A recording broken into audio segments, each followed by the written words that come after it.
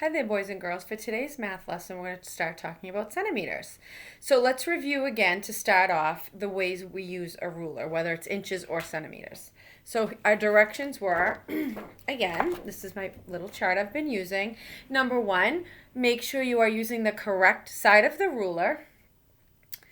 Number two, line the edge of the object with the end of the ruler or on zero, whether it's inches or centimeters. And then number three, find where the object stops. Look at the nearest number to find the measurement. Now down here, I hadn't talked about this before, these are the inches. But if you flip this over, you can see the centimeters are at the bottom. It's a little bit of a glare. And they're a lot smaller. So that's what we're going to be talking about today, centimeters. Another way to think of a centimeter, the size of a centimeter, is that it's about the size of those little green cubes that we use when we're counting for place value. So that's about 1 centimeter. So here I made a little chart that has the word centimeter on it. And it says it's about the length of a dime, a staple, or an ant. So those are some good objects to keep in mind. About the same size as a centimeter is a dime, 1 staple, or an ant. And then again, we're going to be talking about the length of objects. So we can measure an object to find the distance from one end to the other. So I went on the computer. I didn't even have a centimeter ruler at home. And I printed off one. So you can see that the measurement is smaller, much smaller than an inch. So that's what we're talking about today is our centimeters. So what we're going to do first is measure some objects. So I had to make a little collection of objects, and the first one I decided to take was a Post-it note. So if I put the Post-it, I'm going to put it at the top here, lining it up with 0, and you can see that it's about 7, it's just on the 7, so 7 centimeters, the Post-it note. I lined it up at the end and went all the way to the 7. Okay, so the Post-it was 7 centimeters, and the abbreviation for centimeters is cm. Then I have my paper clip that I used in my other lesson. And if I line that up here, I can see that it's about 4 centimeters. Okay, so that's 4 centimeters, the paper clip. Then I thought, oh, why don't I take one of my chapter books that I brought home and we'll see how many centimeters wide it is. It's a little tricky because I'm trying to hold everything in my hand. That's about 12. As you can see right up there. Okay. And then the last object I have is my cell phone.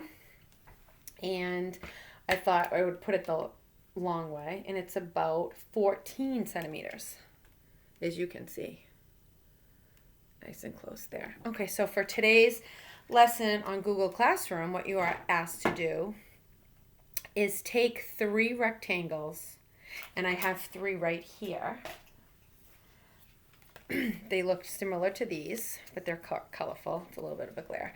So I have 3 different rectangles, and what you need to do first is order them from shortest to longest. So I have one that looks like that, one that looks like that, and then this one.